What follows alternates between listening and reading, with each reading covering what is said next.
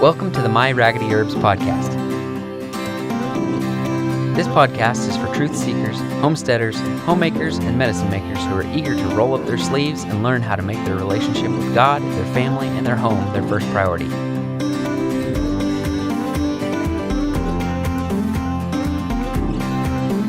Now here's Lori Coates.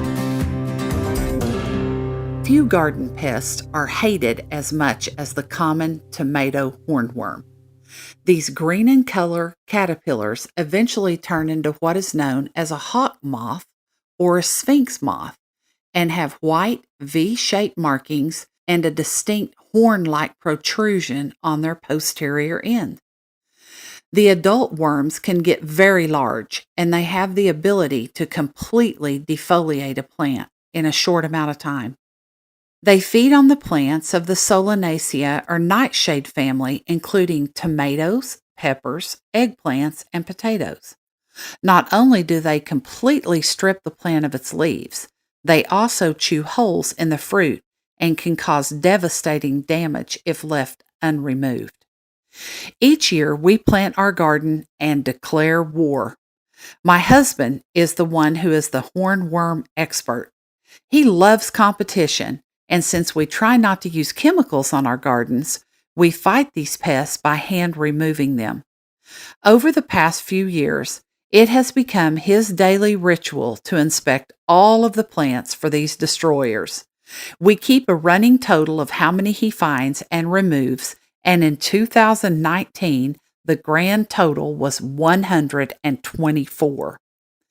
If you have 2 or 3 plants that are 4 or 5 feet tall, then locating these caterpillars isn't terribly difficult.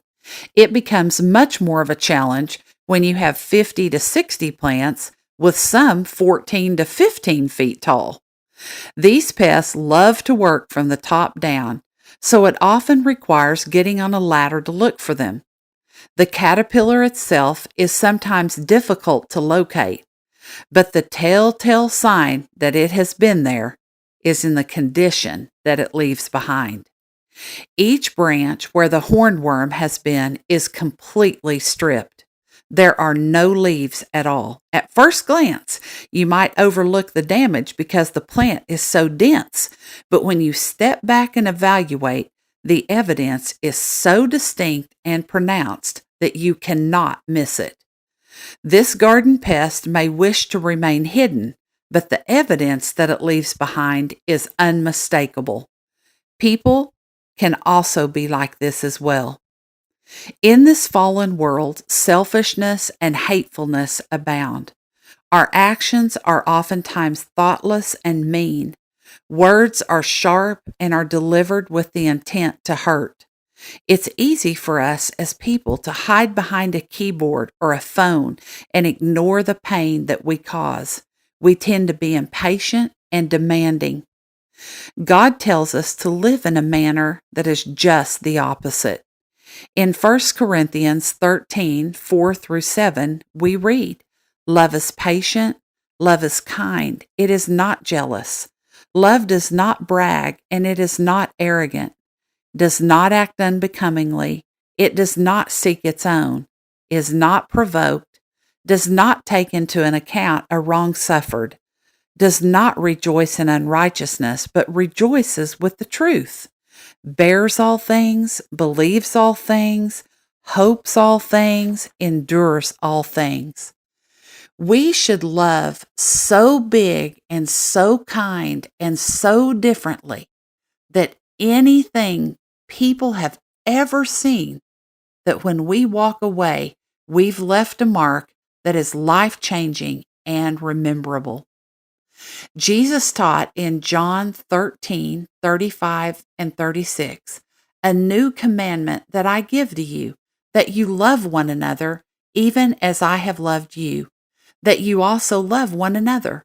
By this, all men will know that you are my disciples, if you have love for one another." The goal is not for us to huddle in our churches and comfort ourselves, but rather to reach outside the 4 walls and embrace the brokenness that is surrounding us. The condition that we leave behind should be evident that people know that we were there in the presence of a Christ follower. When we're patient with people who do not deserve our patience, kind to those who treat us poorly, and encourage those who we would rather just tell to kick rocks, then we're showing Christ's love to them. The mark that we leave behind is like that of the hornworm, distinct and unmistakable. Once you've seen it, you will recognize it immediately. God help us. The gardening information presented in this podcast is based on USDA Plant Hardiness Zone 7 for Central Oklahoma.